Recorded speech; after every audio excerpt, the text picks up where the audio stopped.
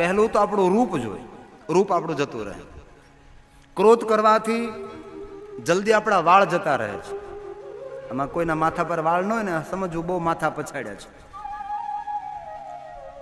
ક્રોધી માણસની રોગ પ્રતિકારક શક્તિ ઘટી જાય છે. ક્રોધ કરીએ ત્યારે લોહીનું પાણી બની જાય છે. ક્રોધ કરવાથી કદમ કદમ પર દુશ્મનો ઊભા થાય છે. ક્રોધ કરવાથી કરેલા કાર્યો બધા જ પાણી થઈ જાય છે. તેથી મારા વહાલા યુવાન ભાઈઓ બહેનોને સૌને મારી પ્રાર્થના, કારણ વગર ક્રોધ કરવો એ મોટી મૂર્ખતા છે. નાની નાની વાતોમાં મોટા મોટા ક્રોધ. અમુક માણસો તો બોલાવા ન થાય, આટલો સ્વભાવ ગરમ હોય, આટલો સ્વભાવ, એનું બસ ખબર નહીં તાળું તપતું જ હોય, અને ચાની તપેલ મેં કોઈ ચાય ઉભરે નીચે પડી જાય, એટલો તો ગરમ થતો હોય. શા માટે? ક્રોધ કરવાથી કોઈ કામ આપણા સુધર્યા નથી. નિર્બળ મનની નિશાની એ ક્રોધ છે.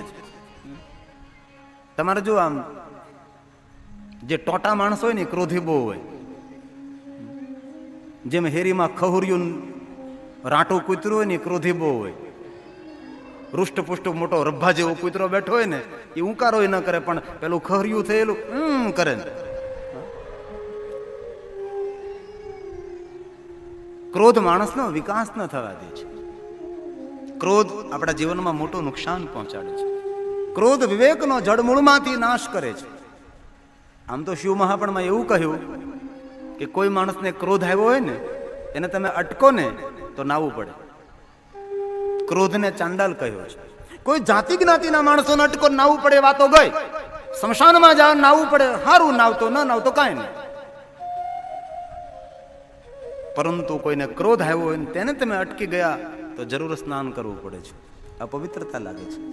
તો તેટલું આપણે સમજીએ કે જેને ક્રોધ આવે ને તેને અટકી જાય તો નાવું પડે, તો જે માણસને ક્રોધ આવે તેને પવિત્ર કેવી રીતે કરવું? તેથી આજથી આપણે કથાના બીજા દિને નિર્ણય લઈશું, ક્રોધ ન કરો, શાંત રહો. અશાંત મનની છેલ્લી હદ એ મૃત્યુ, શાંત મનની છેલ્લી હદ એ સમાધિ છે. શાંતિ પ્રિય માણસ દરેકને પ્રિય છે. અહીંયા નારદે ક્રોધ કર્યો છે. મુખમાંથી શબ્દો ભગવાન શંકરના ગણોને કહ્યું તમે રાક્ષસ થશો. ક્રોધયુક્ત નારદ વૈકુંઠ લોકમાં પહોંચે છે. અહીંયા પ્રયાગ તીર્થમાં જે મહાત્માઓ શિવ મહાપણ કથાનું શ્રવણ કરે છે, સર્વ મહાત્માઓ સૂતને કહે છે, સૂત ત્યારબાદ શું થયું આપ જલ્દી બોલો. મહાત્માઓ બોલ્યા છે, સૂતન સૂતન મહાપ્રાજ્ઞ વર્ણિતા અયદ ભૂતા કથા ધન્યા તુ શાંભવી માયા તદધીનમ ચરાચરમ તદધીનમ ચરાચરમ. મહાત્માઓ બોલી ઉઠે, હે સુત પુરાણીજી આગળ વર્ણન કરો. ધન્યા તુ શાંભવી માયા તદધિ, એટલે બુદ્ધિ, બુદ્ધિ દ્વારા સમજી ન શકાય ચરાચર પૂરા વિશ્વની અંદર વ્યાપેલી ભગવાન શિવની માયાથી મોહિત થયેલા નારદ, ક્રોધયુક્ત નારદ વૈકુંઠમાં ગયા. ત્યારબાદ શું થયું? સુત પુરાણી કહે છે, મહાત્માઓ ક્રોધ કરતા નારદ વૈકુંઠમાં ગયા છે અને ભગવાન વિષ્ણુને કહેવા લાગ્યા, વિષ્ણુ તમે મલિન છો, તમે દુષ્ટ છો, તમે કપટી છો, તમે ઢોંગી છો. કેવો નારદ તપસ્વી દેવ અને ઋષિઓ જેને શિવ સમાન ઉપમા આપી એ નારદના મુખમાંથી કેવા શબ્દો વિષ્ણુ માટે નીકળે છે? કારણ કે ક્રોધ, અને ક્રોધને કોઈનો સંબંધ નથી હોતો.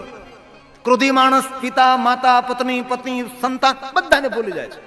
ક્રોધને કોઈ સાથે સંબંધ નથી. એક ક્ષણવારનો ક્રોધ જીવનભરનો પસ્તાવો હોય છે. તેથી ક્રોધ ઉપર કાબુ મેળવવા માટે થોડાક જ માર્ગો છે. ક્રોધ ઉપર કાબુ મેળવવા માટે એકાંતમાં રહો, મૌન રહો, આટલું હિત. જલ્દી પાણી પી લો, મુખ ધોઈ નાખો, માથા પર પાણી રેડો, કાન પલાળી દો, કારણ કે ક્રોધ કરીને કાનની બુટ્ટી લાલ થઈ જાય. બાકસની જરૂર ન પડે, દિવાળી એટલે ફૂર થઈ જાય. એમ પણ ક્રોધ શાંત ના થાય તો ઠંડા જળથી સ્નાન કરી લો. અને અત્યારે વર્તમાન યુગમાં માણસના ક્રોધ કેટલા વધ્યા છે. પૈસા ન વધ્યા, ક્રોધ વધ્યા. તેથી આજથી આપણે સૌએ નિર્ણય લેવો, શાંત રહેવો. અહીંયા નારદ શાંત થયા છે. નારદના હૃદયમાં સંતાપ જાગ્યો છે. અને ક્રોધ કર્યા પછી તો પસ્તાવો થાય કે નહીં?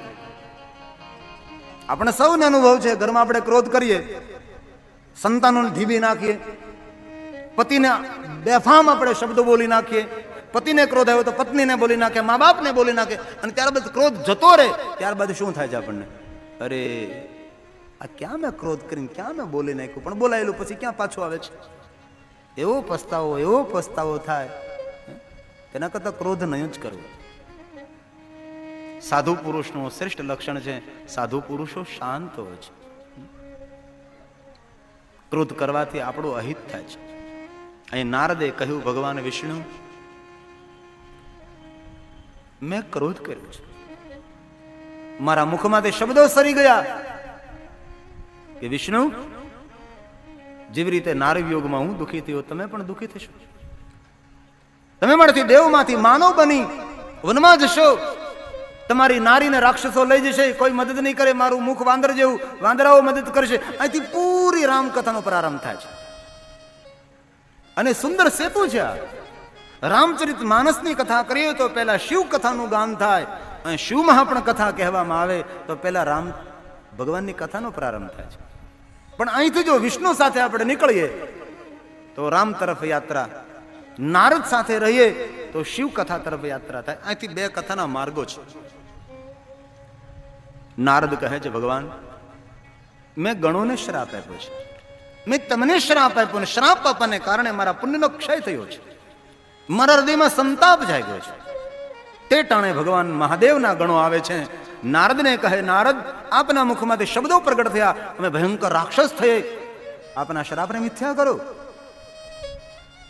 નારદ કહે છે, શિવગણો, મારા મુખમાંથી શબ્દો પ્રગટ થયા, સત્ય બને, તમે રાક્ષસ થશો. પણ સાંભળો, તમે મહાન પ્રતાપી રાક્ષસ થશો. તમારું નામ રાવણને કુંભકર્ણ રહેશે. તમને હું એક વરદાન આપું છું. બોલો નારદ.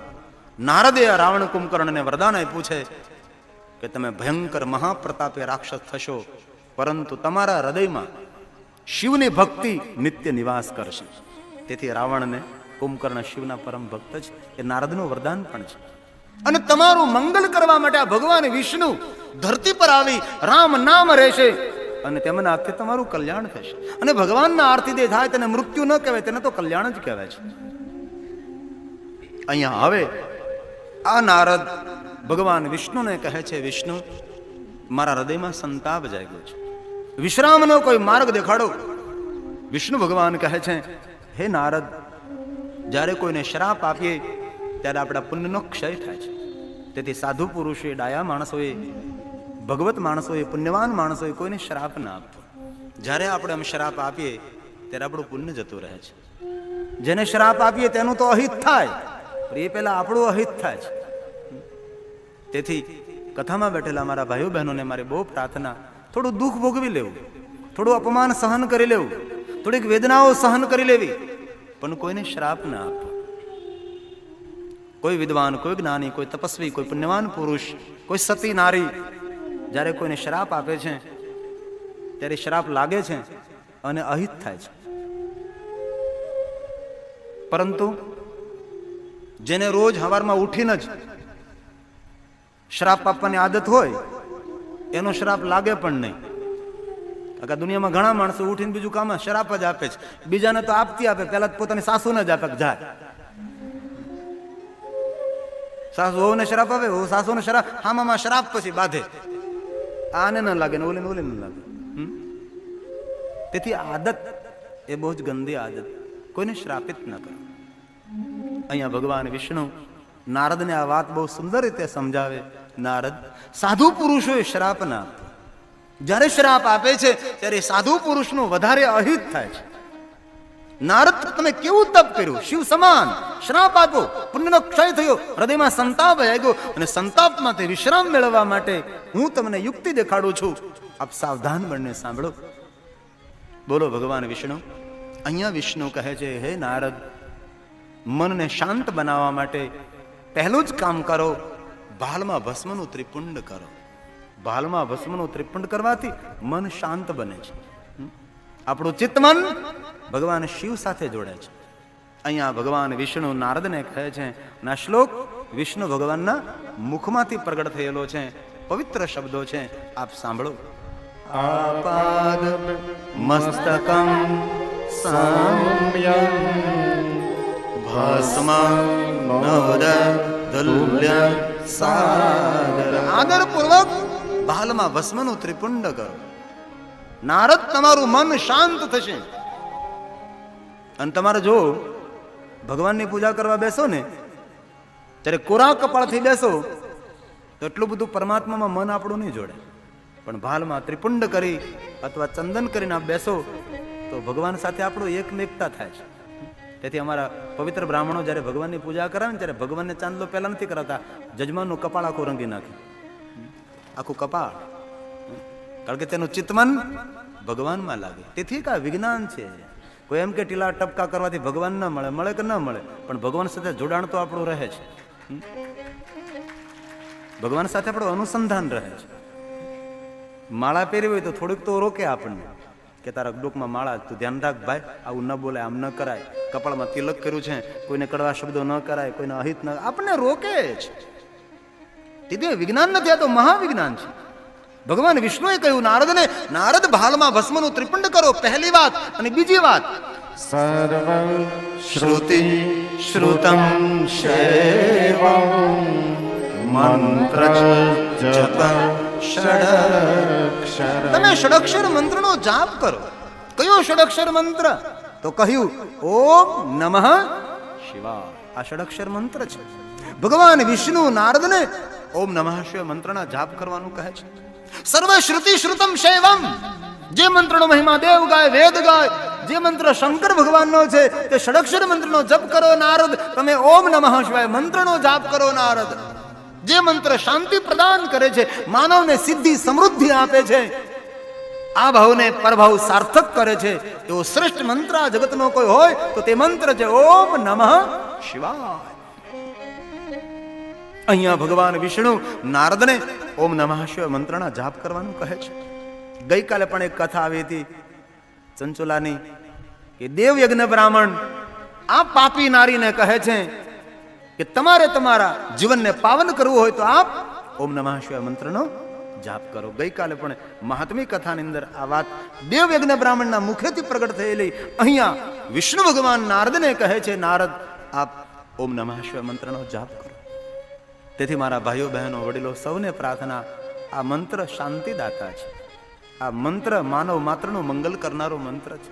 દેવતાઓ, દેવીઓ, ઋષિ મુનિઓ, રાજા મહારાજાઓ સૌ આ મંત્રનો આશ્રય. અરે રામ પણ આ મંત્રનો જાપ કરે, કૃષ્ણ દ્વારકાધીશ પણ આ મંત્રનો જાપ કરે છે.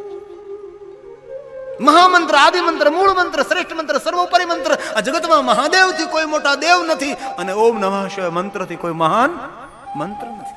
તેથી મારા ભાઈઓ બહેનોને મારી બહુ પ્રાર્થના છે, આ મંત્રનો આશ્રય કરો. અને યુવાન ભાઈઓ બહેનોને હૃદયપૂર્વકની વિનંતી, આ મંત્રનો જાપ કરો. તમારામાં એવું સામર્થ્ય આવે કે તમે આસમાનના તારા તોડી શકો છો. એવી સફળતાઓ તમારા હાથમાં આવે છે. એવી શક્તિ, અદ્ભુત ઉર્જા આ મંત્રમાં રહેલી છે. દુનિયાની સર્વ સિદ્ધિઓ આપવા માટે સમર્થ કોઈ મંત્ર હોય તો તે મંત્ર છે ઓમ નમઃ શિવાય. અહીં વિષ્ણુ ભગવાન બોલ્યા છે, કોઈ અન્ય દેવ, સામાન્ય દેવ નહીં. વિષ્ણુ ભગવાન ખુદ નારદને કહે કે હે નારદ, તમે ઓમ નમઃ શિવાય મંત્રનો જાપ કરો. ત્રીજી વાત હવે યાદ રાખો નારદ. વિષ્ણુ બોલે છે, હે નારદ, સર્વાંગેષુ પ્રયત્નેન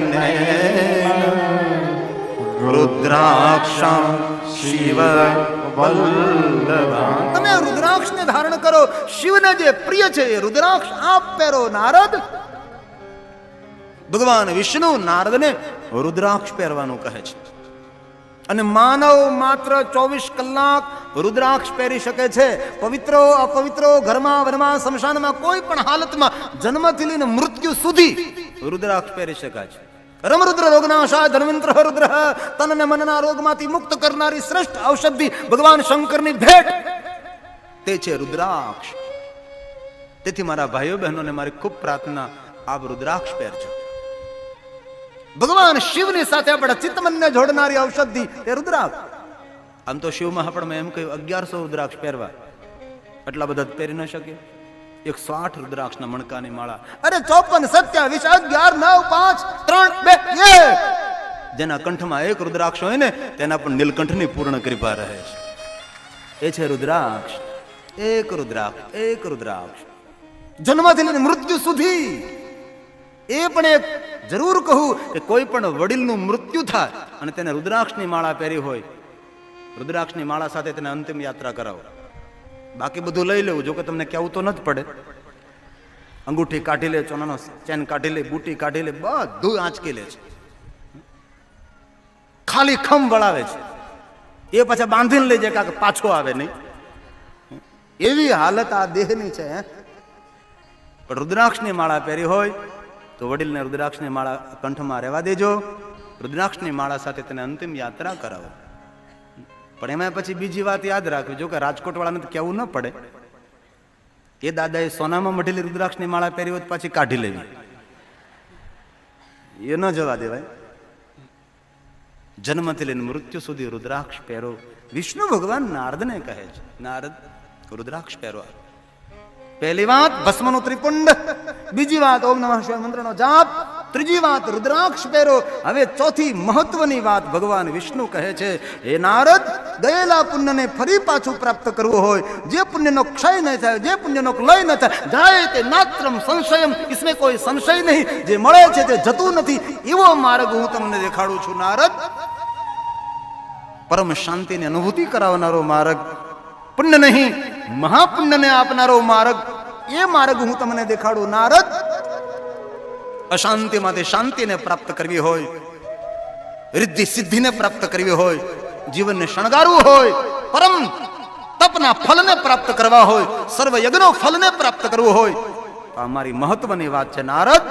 આપ સાંભળો, વિષ્ણુ ભગવાન નારદને કહે છે અને ખુદ વિષ્ણુ બોલે છે, શૃણુ શૈવીમ કથા નિત્યમ. આ વિષ્ણુ ભગવાન બોલ્યા, નારદ તમે ભગવાન મહાદેવની કથાનું શ્રવણ કરો. શૃણુ શૈવ કથા નિત્યમ, રોજ રોજ નિત્ય નિત્ય સાંભળો. ભગવાન વિષ્ણુ નારદને ભગવાન મહાદેવની કથા સાંભળવાનું કહે છે. નારદ, ગયેલા પુણ્યને ફરી પાછું પ્રાપ્ત કરવું, અને જે પુણ્ય ફલ પ્રાપ્ત થાય એ જાતું નથી, નિત્ય મળે છે, એવા માર્ગે હું તમને મોકલાવું છું. હે નારદ, શૃણુ શૈવીમ કથા નિત્યમ વદ શૈવીમ કથામ સદા પૂજ્ય સાતે યતનેન શિવ ભક્તાન પુનઃ પુનઃ શિવ ભક્તાન પુનઃ. હે નારદ, મહાદેવના ભક્તોનો સંગ કરો, મહાદેવના ભક્તોની સેવા કરો.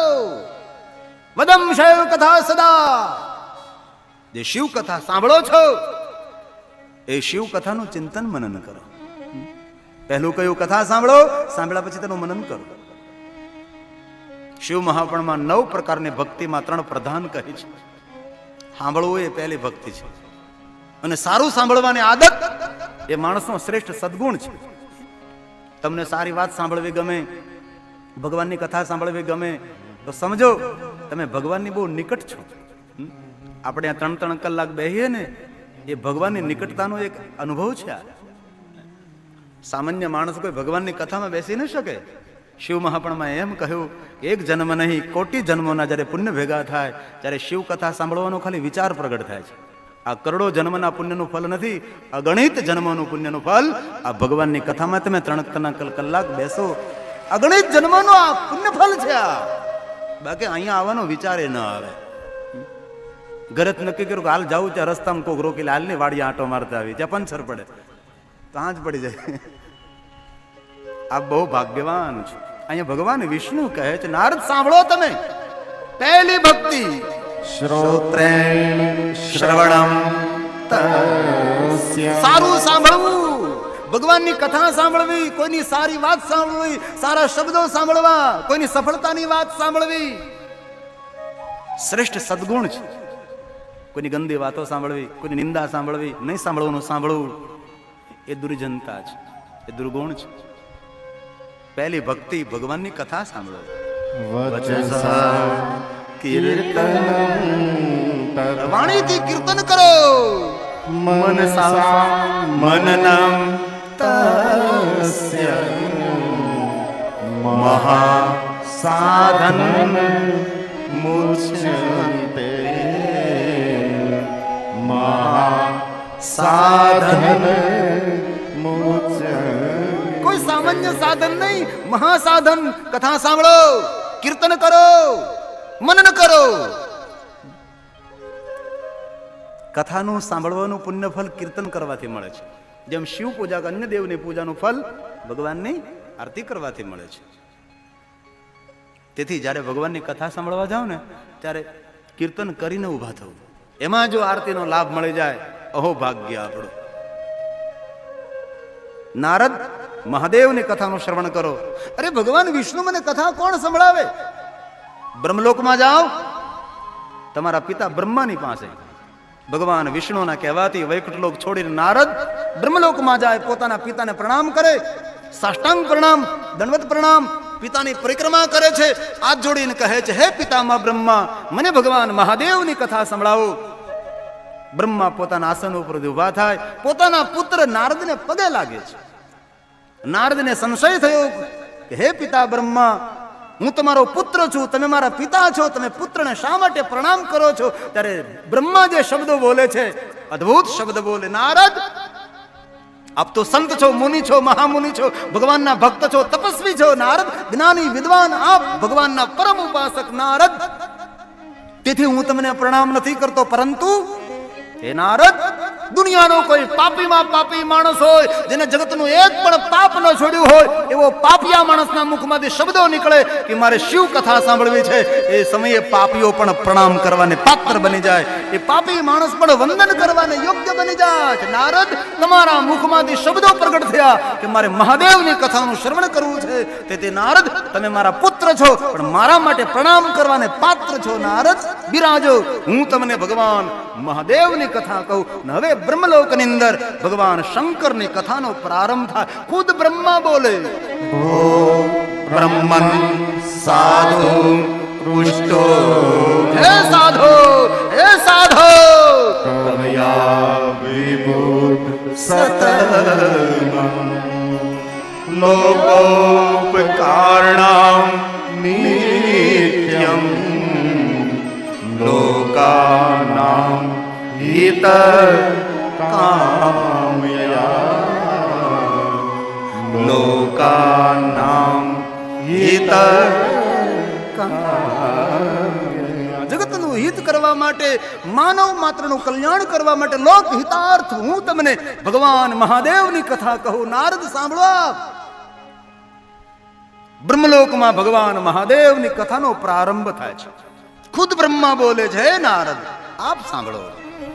યચ્છુત્વા સર્વ લોકાનામ સર્વ પાપ ક્ષયો દુનિયાના બધા જ પાપનો ક્ષય કરનારી આ ભગવાનની કથા. તદહં તે પ્રવક્ષ્યામિ શિવ તત્વં નામ અયં શિવ તત્વં નામ અયં. માનવ માત્રનું મંગલ કરનારી, ભુવનના સર્વ પાપનો ક્ષય કરનારી એવી ભગવાન શંકરની કથા હું તમને કહું. શિવને યાદ કરી, શિવ તત્વ મયા નામ, તેનું નામ લઈને, એમને પોકારીને, એમને યાદ કરીને હું ભગવાન શિવની કથા કહું. શિવ તત્વ નામ અયમ.